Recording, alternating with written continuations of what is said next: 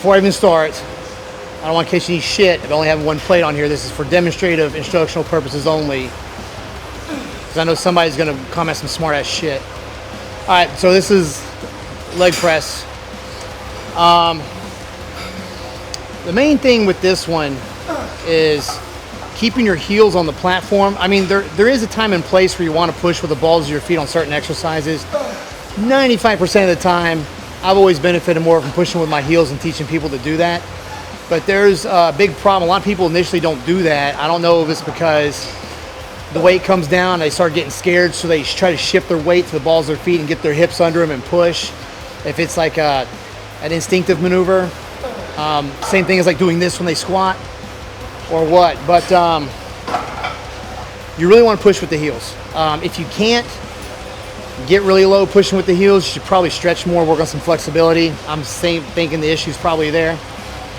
Some tactics I'm going to show you when I get on here is ways to train yourself to push with your heels is to lift your toes up and keep your heels on the pad even when going down, and really trying hard not to shift to the balls of your feet. And then if you can't go that low doing that, that's fine. Just slowly work on it and get a little bit more flexible each time you do it. But once you get to where you can do a full range of motion with that, me personally, I feel that 10 times better than pushing with the balls of my feet. In fact, all these exercises I've tried doing that and I don't feel it as good as pushing with my heels. That could just be me. But for a basic leg press, push with your heels. All right. If you can't, another thing, if you can't do that type of proper form with that much weight, lower the freaking weight. It's simple. So there's a lot of different ways to line up for this, and I'll do videos on all of them. Right now we're just doing a simple leg press that I usually start people out with. Feet, I don't know if that's shoulder width, probably about, I always say like chest, knees, and feet all in line. You don't want your feet way up here because it's going to be more of a glute ham. You can go way down here and get more of the quads, but just make sure you're flexible, because once you get lower, people like to shift to the balls of their feet. So I want to get somewhere where I'm going to break a 90-degree bend in the knee. My knee's going to go a little bit over my toes, not too much to where you're going to hurt anything, to where it hits mostly quads. But then I can do all that while keeping my heels on the pad. So pretty much, don't take a huge breath when going down. You're not going to be down here before a fraction of a second, so you don't need all this air. And if you take a huge breath, especially if you're someone that's starting out doing this and you're overweight, you're not going to be able to go down very far, and you're going to want to spread your knees to the side, which is going to throw out the alignment with your knees and feet and could cause an injury just because you want to go down low and you can't. I personally like grabbing here or somewhere and pulling myself into the pad and anchoring myself wherever I can pull, and just pull hard and pull my ass into the pad. I do not like seeing this. This is not a decline press. We're not working chest. It is a leg press. Yeah, so grab handles, grab here somewhere and pull yourself down. All right, keep your back into the pad, keep your butt in the pad. If you go down and your butt starts coming off the pad, that's too low. You could hurt your back pushing back. I see you want to go down to where you almost or do break a 90-degree bend in the leg. That's what I look for. If you guys see me train people, I'll look in the mirror over there and I'm looking for the bend in the leg. Once it gets to about right there, I'll push back.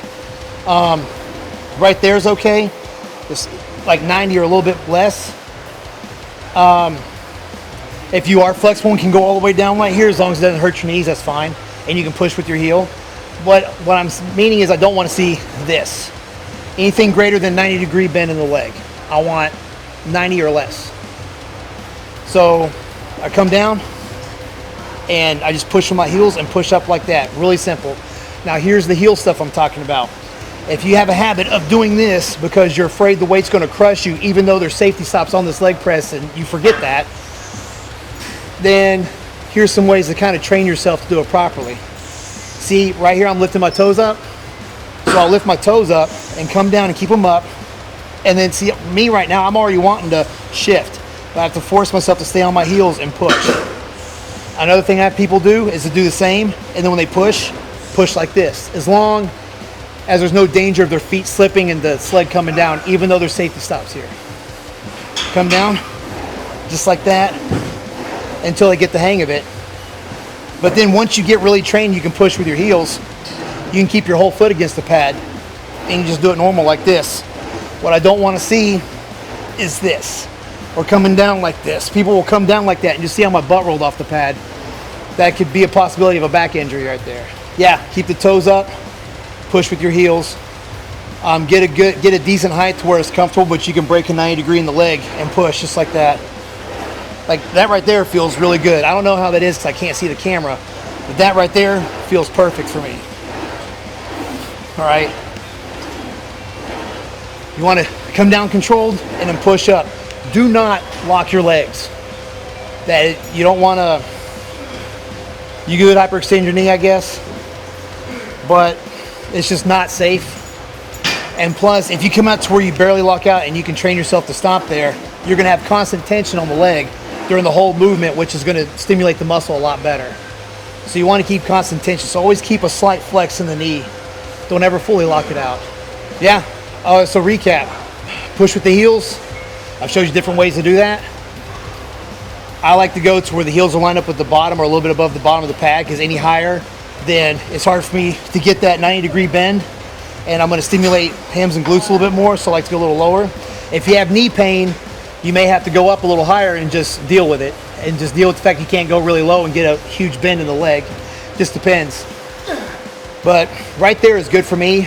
I always say chest width apart, maybe that shoulder width, but that's comfortable for me right there. I don't want to be way out here where my knees are going outside my body. That's a different stance. And I don't want to be here. Those are different, about in between the two. Oh, toes pointed straight up, knees in line with your toes. Don't come out here or don't press in here. Those are two things I see I do not like. The knees and toes and feet are in the same direction. So toes pointed up, your knees go up when you go down. They don't come in, they don't go out like that. Don't do that. Straight up. Come down to where you feel that bend, that breaks 90. Push with your heels, go back up. Do not let your butt come off the pad.